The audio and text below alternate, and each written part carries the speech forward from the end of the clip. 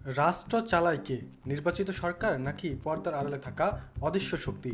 Deep state শব্দটি আজ বিশ্ব রাজনীতির অন্যতম বিতর্ক ধারণা, কিন্তু এটি কি বাস্তব নাকি শুধুই রাজনৈতিক কৌশল?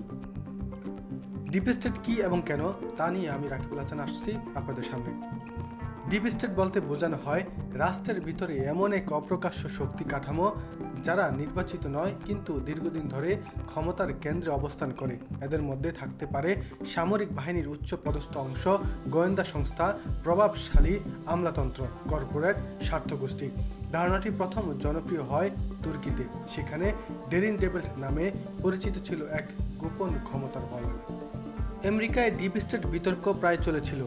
পরে শব্দটি আলোচনা আছে ইউনাইটেড স্টেটে। বিশেষ করে সাবেক প্রেসিডেন্ট ডোনাল্ড ট্রাম্প অভিযোগ করেছিলেন সরকারি কিছু স্থায়ী আমলা ও গোয়েন্দা কর্মকর্তা তার নীতির বিরুদ্ধে কাজ করেছেন। এ সময় থেকে ডিপ স্টেট শব্দটি বিশ্বজুড়ে রাজনৈতিক ভাষ্যের অংশ হয়ে যায়। বাস্তবতা নাকি ষড়যন্ত্র তত্ত্ব হিসেবে গড়ে তোলে?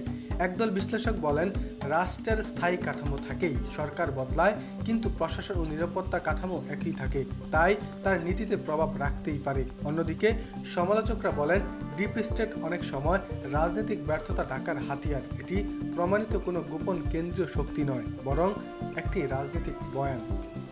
বাংলাদেশের ডিপ স্টেট বিতর্ক নিয়ে প্রায় আলোচনা চলছে।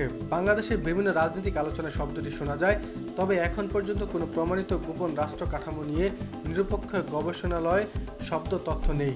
এটি মূলত রাজনৈতিক বক্তব্যের অংশ হিসেবে ব্যবহৃত হয়। ডিপ স্টেট এটি হয়তো একটি ধারণা, হয়তো একটি রাজনৈতিক কৌশল, কিন্তু প্রশ্ন রয়ে যায় রাষ্ট্রের প্রকৃত ক্ষমতা কোথায় কেন্দ্রীভূত? আপনার মতামত কি? কমেন্টে জানাতে বলবেন না। ধন্যবাদ সবাইকে, ভালো থাকবেন। আসসালামু আলাইকুম। রাকিবুল হাসান, প্রধান সংবাদ।